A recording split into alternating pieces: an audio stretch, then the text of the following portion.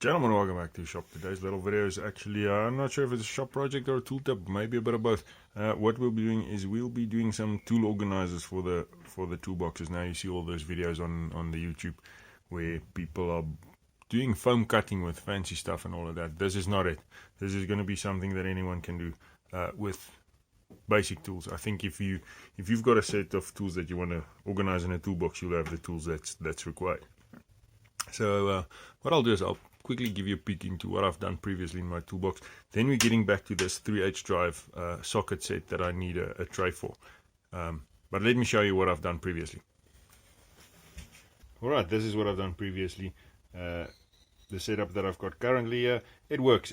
I'm not a you will only use snap-on tools type of guy. Some of it's Jador, some of it's Mastercraft, some of it is whatever. I've got some Titan sockets in here.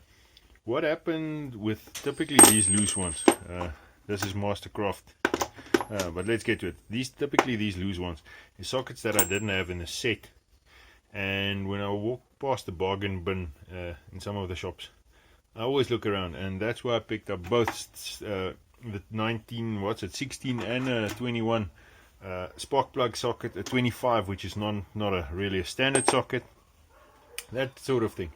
I didn't have a speed brace, got that for fairly cheap, and so this is the type of setup I like. This it works for me, and I don't think it's any worse off than foam inserts. This is the next one. You'll see. Well, let's put it back in its place. So these ones, actually the drawer is deeper, so in order to save space, I've got my files down at the bottom, and they have a little lip where the next one rests on, so you can just pull it out, pull it open, pull out whatever you need, and just chuck it back. Yeah. Typically, the bottom drawer is not is the stuff that I don't use that often. That's the one. And the second one, and this is my screwdriver drawer. You'll see I took the biggest screwdriver that I had, was that one there, and then I said, okay, that's one on its own, and I looked at the second size, and I took the biggest one, and I made all the slots for the screwdrivers the same size. The moment each screwdriver has its own slot, dedicated slot, you will never put it back in that dedicated slot. So these I know I can swap around and put in wherever I want, and it's not going to be a hassle, and it's not taking up any less space than it would have trying to now sort of make sure that we've got the absolute minimum space. This works wonderful. I keep it as it is. I keep it in its place. So let's get back to the workbench and start working on the 3H drive socket set. Alright, so first of all, you need to draw out what you want. This I've done on CAD. Don't fear, you don't need CAD. It's not a requirement. You can do it with a pen and a ruler. Actually, the ones that I just showed you, they were done with by hand. This one I just quickly drew up on the CAD. So make sure that you leave enough space for everything, that it fits in where you want to. And as you'll see, I left a gap here in the middle. That's just to make sure that you've got place to take the tools out. A lot of the times when you use this, it's not a foam insert, so you can't bend it this way or that way. So you will battle to get it out if you don't leave yourself space to get it out. So this is the one that we're going to be doing for this little socket set. This is a little Mastercraft set. It hasn't got any, well, it's Mastercraft except for the sliding T-handle, which is a Reiko tools. I'm not that fussed about using only snap-on. I think a lot of the high-end branded tools are ridiculously expensive and not necessarily worth the money. A lot of guys will differ with me. Look, high-end tools is nice, but depending on what you're doing with it, if you are a mechanic using them every day, totally different story. This sort of setup, the Mastercraft setup, to me is more than worth it. My half-inch socket set and wrench sets is Jador, so, and I've got everything in between, as I've just showed you. So this is, I don't get paid by anyone to do this, and I use whatever works for me. In any case, this is a 3/8 inch drive with 12-point sockets, so you won't be reefing on it with a cheetah bar or a piece of pipe or something like that. You're gonna you better break anything that way. So let's get on with it. What I'm gonna do is, now that we've got everything set out and we know what we want where, take a piece of, I think this is about, let me measure it.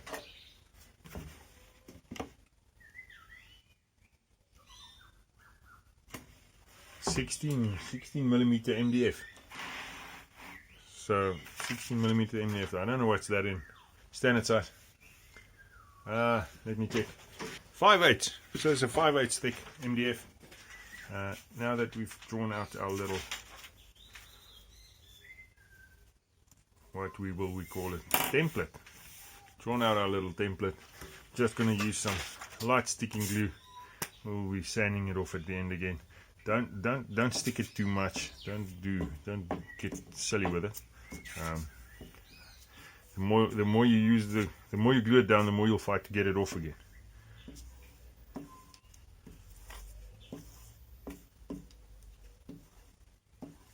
There we go. That should be enough. And now we can stick this onto our little piece of wood.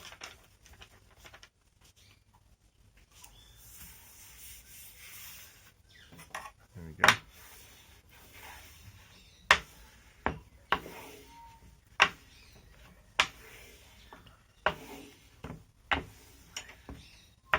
Right, from here on there is two options. One is going to be if you have got a jigsaw, and the other one's going to be if you've got a bandsaw. I'm going to show you both, so what I'll do is I'll do this section with a jigsaw and the rest with a bandsaw to show you how both of them work. So first of all, to get the jigsaw in here, you need to drill a hole. Let's get cracking. Right, so I've clamped the board hanging off the table. What you want to do is you want to drill holes fairly everywhere if you're using the jigsaw method. It just makes it easier to get around the corners if you're working from a hole. But you'll see as we go along. Also, don't cut off the board. If you're going to use the jigsaw, don't cut off the board as small as you want the end product. Leave yourself some space to work with.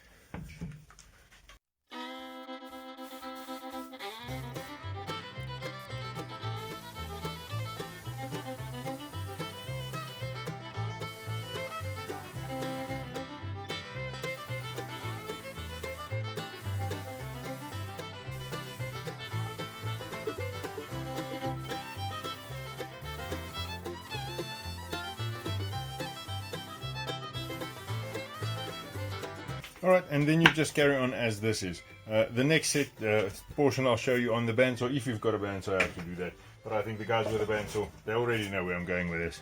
So just hold on, we're almost there. Alright. So on the bandsaw, you actually want the smallest piece of wood that you can work with. It just makes it easier to turn around. So I'm just quickly going to sort out. I'm going to time lapse it again so that it's not that boring for you guys. Okay, so what I'm going to do is, you'll see I left that little mark in there. I'm just going to cut that one through. That will just fill up and glue back together again once we're done.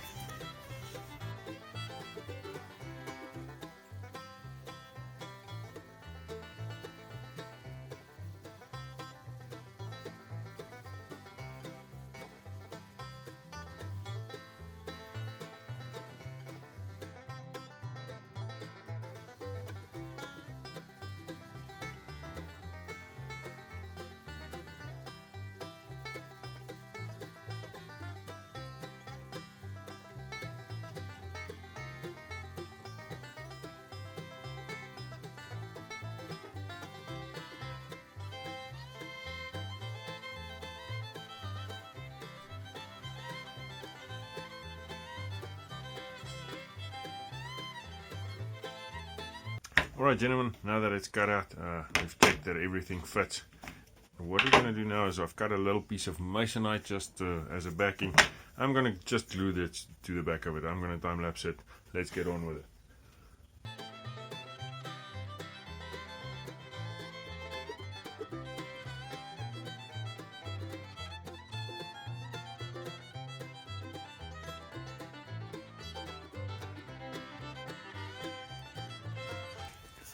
Alright, now we're just going to stick it on. I'm going to put this on, clamp it on, and I'll get you back when we're back at the bench when it's dry.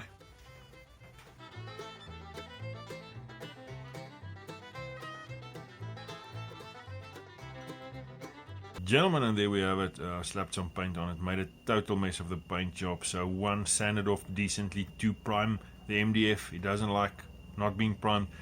And then don't use old paint that you tried to thin, because I think that was half of the issue. But nonetheless, this is it'll work.